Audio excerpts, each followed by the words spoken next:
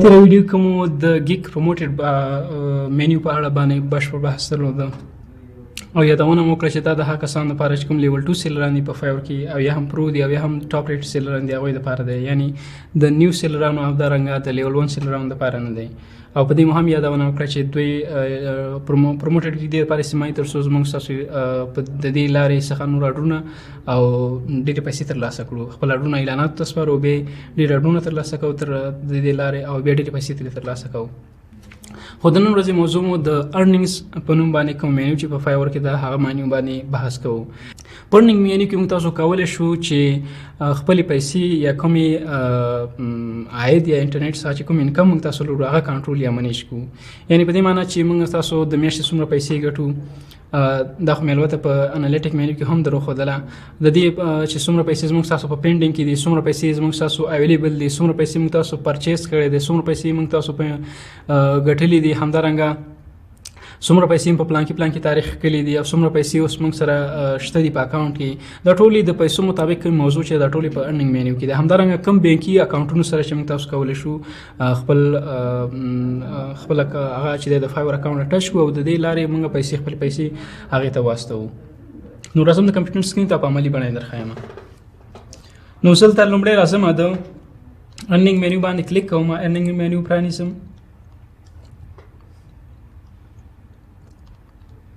په ارننګ مینیو کې تر ټولو لومړی موږ تاسو سره آپشن دی د اویلیبل فور ویډرا، یعنې 1258.40 ډالر چې دي فعلا موږ تاسو کولی شو اویلیبل دي د دې دپاره چې راویښ کولی شو دا په اسانۍ سره د دې څخه خپل ماسټر کارډ ته استوو چې پاینیر ماسټر کارډ ته چې انشاءالله راتلونکي ویډیو کې به پرې بحث وکړو چې څرنګه پاینیر ماسټر کارډ په افغانستان کې ترلاسه کوو او بیا همدارنګه ځو له ATM څخه یې د خپلې پیسې راوباسو.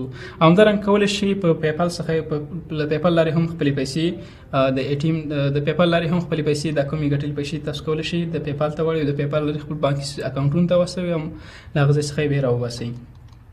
همدارنګه پینډینګ کلیرنس 128.80 ډالر چې کوم دي دا په پینډینګ کې دي. تاسو ته په مخکې یادونه کړه پینډینګ په دې معنی چې کله موږ تاسو په فایور کې کار وکړو زموږ ستاسو پیسې 14 ورځې دوی له خپل ځان سره ساتي، دوی پر خپل بزنس او خپل کارونه پر مخ وړي.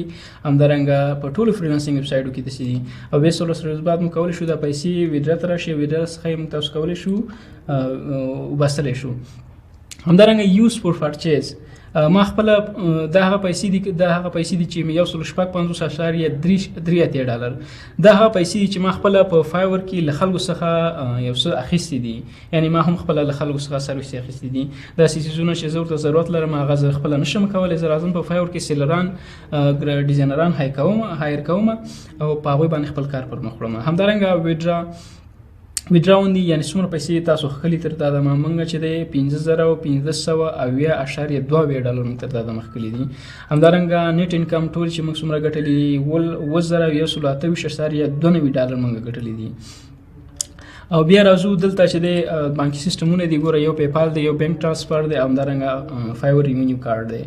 فایور ریونیو کارډ او بینک ټرانسفر چې فایور ریونیو کارډ او بینک ټرانسفر د دواړو پاینیر اکاونټ دی. تاسو دواړو په دې دواړو کې باید پاینیر اکاونټ ولرئ، بیا کولی شئ د دواړو څخه ګټه واخلئ. د پیپال چې دی پیپال چې کوم خارجي هېوادونو کې کوم وروڼه او خویندې اوسېږي له هغه څه تر ټولو ښه خبردار ده چې دوی له پیپال څخه ګټه واخلي، ځکه پیپال ټیکس ډېر زیات کم دی، چارجز یې کم دی. دوی کولی شي خپلې پیسې پیپال ته واستوي، د پیپال څخه بیا خپل اکاونټونه دي لینک کړي د پیپال سره او د پیپال څخه بیا کولی شي خپل اکاونټونو ته پیسې واستوي د فایور لارې.